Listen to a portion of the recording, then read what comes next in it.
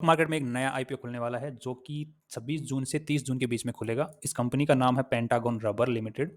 ये कंपनी जो है अपना आईपीओ लेके आ रही है 70 रुपए के ऊपर, और कंपनी ने जो लॉट साइज रखा है वो 2000 शेयर्स का रखा है। तो आपको एक आईपीओ फाइल लगाने के लिए 1,40,000 रुपए की जरूरत पड़ने वाली है। कंपनी इस आईपीओ के थ्रू 16 करोड़ रुपए उठाना चाह रही है, जिसकी बजाय कंपनी 23,10,000 शेयर्स मार्केट में जारी करेगी। अगर इसकी हम कंपनी की बात करते हैं कि कंपनी करती क्या, तो हमने वो बेल्ट नहीं देखे जो मशीनों के अंदर बड़े बड़े पट्टे टाइप के बेल्ट्स, वो बेल्ट्स कंपनी बनाती है जो कि रबर कन्वेयर बेल्ट्स इनको बोलते हैं। सो और इसी तरह की कंपनी जो है 21 मीटर का लंबा बेल्ट बनाने का सिंगल स्ट्रोक में इसी कंपनी के पास में पूरे इंडिया के अंदर वो मैन्युफैक्चरिंग के अंदर मतलब मशीन है इसके पास में। अब कंपनी जो एक साल के अंदर 300 स्क्वायर किलोमीटर का कन्वेयर रबर बेल्ट बना देती हैं, ये काफ़ी अच्छा मतलब माना जा रहा है यहाँ पर, जैसे कि एज पर डिस्क्रिप्शन यहाँ पर लिखा हुआ है। जो डिपार्टमेंट है उसके अंदर काफ़ी अच्छा नाम है और काफ़ी अच्छी प्रोडक्शन है और काफ़ी अच्छा प्लांट है। 2004 से कंपनी काम कर रही है इसी फील्ड के अंदर, तो एक्सपर्टीज़ भी अच्छी खासी कंपनी के पास में अपने फील्ड की है। अब कंपनी कितना कमा रही है और हमसे किस वैल्यूएशन के ऊपर पैसा मांग रही है उसकी बात करते हैं। तो कंपनी जो है आज दो जो लेटेस्ट रिजल्ट जो कंपनी ने बताया वो दिसंबर 2022 तक का कंपनी ने दिया है, कि जो 9 महीने का डेटा है। तो वहाँ पर कंपनी ने 30 करोड़ की हमने सेल किया, जिसमें हमने 2 करोड़ 15 लाख रुपए कमाए हैं। तो यहाँ पर ऑन एन एवरेज अगर हम डेटा निकालते हैं तो नेट प्रॉफिट कितना परसेंट निकलता है, 7। सो अराउंड ये 7 एंड 8% के आसपास नेट प्रॉफिट अपने पास में निकल के आ रहा है। सो कंपनी 7% के आसपास कमा रही है। नेट मार्जिन सब कुछ पे वे करने के बाद में नेट कंपनी के खाते में आ रहा है, जो कि इन्वेस्टर्स का पैसा माना जाता है। So company on an average आज के दिन टोटल बोरोइंग जो कंपनी के पास मतलब लॉन्ग टर्म बोरोइंग, लंबे एक साल से ज़्यादा के लोन कंपनी को जो एक साल बाद के मतलब इंस्टॉलमेंट्स में चुकाने हैं, वो है 16 करोड़ का। कंपनी का खुद का पैसा लगा पड़ा है 2 करोड़ 2.5 करोड़ के आसपास में, और कंपनी के पास में टोटल एसेट्स आज के दिन है 30 करोड़ का। So most of the company के पास में जो एसेट्स हैं वो लोन के पैसों के ऊपर ही हैं।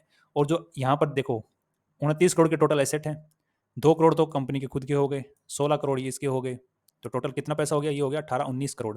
और जो बाकी के 10 करोड़ पैसे रुपए हैं वो जो माल है उधारी में आया हुआ है। जैसे ही कंपनी आगे ट्रांसफर कर देगी प्रोडक्ट बना के, और वहाँ से जब आगे से पैसा आएगा तो वो उधारी वाला पैसा चुकाती है। ये नॉर्मल साइकिल चलती है कंपनीज की।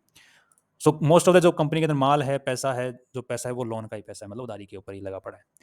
कंपनी के पास में खुद का कुछ भी नहीं है।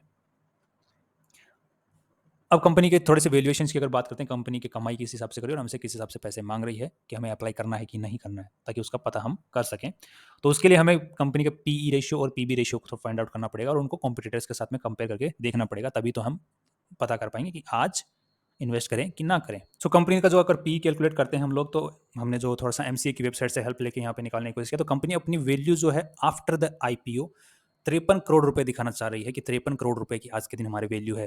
तो कुछ लोगों के दिमाग में क्वेश्चन उठेगा कि इनके पास में साला सब कुछ तो उधारी के ऊपर है, तो ये 53 करोड़ रुपए अपनी कंपनी का वैल्यू लगा किस बेसिस के ऊपर रहे हैं। लॉन्ग टर्म लोन ले रखा है, खुद का पैसा 2.5 करोड़ रुपए लगा पड़ा है, और बाकी का जो माल है सारा उधारी का है। तो ये 53 करोड़ रुपए मांग किस बात कर रहे हैं, हो सकता है क्योंकि 2004 से ये कंपनी है, तो 2004 के अंदर इन्होंने जो एसेट्स खरीदे थे, जैसे जमीन खरीदी, बिल्डिंग खरीदी, जो उस वक्त अगर मान लो इन्होंने 2 करोड़ रुपए की भी खरीदी है या फिर 1 करोड़ की भी खरीदी है, तो उसकी जो आज के दिन वैल्यू है बहुत अच्छी खासी हो सकती है। तो वो हम वैल्यूएशन की अगर आज के दिन 50 करोड़ की अगर बात करते हैं, 53-54 करोड़ रुपए की अगर बात करते हैं, तो हो सकती है इनके एसेट्स के पास में इतनी वैल्यू हो। वो क्वेश्चन ही नहीं है। अब पॉइंट ये है कि आज के दिन ये इतने एसेट के ऊपर बैठे हैं और इतना पैसा हमसे मांग रहे हैं प्राइस, तो हमारे को कमा के कितना देंगे, तो वो हमें बताएगा कौन, पी रेशियो बताएगा। तो पी रेशियो अगर हम लोग निकालते हैं इसी के बेसिस पे, तो यहाँ पे ऑन एन एवरेज हमको देखने को मिल रहा है कि 3 करोड़ रुपए सालाना कंपनी कमा रही है फ्यूचर, या फिर फ्यूचर में एक्सपेक्टेड है कमाएगी। तो इसको हम डिवाइड कर देते हैं किससे, 3 करोड़ से। 17 का पी आया है। तो यहाँ पर कंपनी की जो ग्रोथ है उसके हिसाब से अगर हम लोग देखते हैं, जो कि परफेक्ट पी हम लोग मानते हैं, वो 3-4 के आसपास। परफेक्ट पी तो 2 का रहता है, 2-3, इसका मतलब हर 2 साल में कंपनी डबल हो रही है, डबल इनकम कर रही है प्रॉफिट्स, इसलिए जो शेयर प्राइस है वो डबल होगा अगर 2 का पी है। तो 3 का पी है, इसका मतलब हर 3 साल में डबल होगी कंपनी। 4 का पी इसका मतलब हर 4 साल में डबल होगी कंपनी। अगर यहाँ पे 17 का पी है, इसका मतलब 17 साल का माना जाता है on an expected, simple ratio के हिसाब से। कंपाउंडेड रेशियो के हिसाब से नहीं मानते हम लोग, सिंपल रेशियो के हिसाब से 17 साल, कंपाउंडेड के हिसाब से अगर इसको देखते हैं 7 से 8 साल।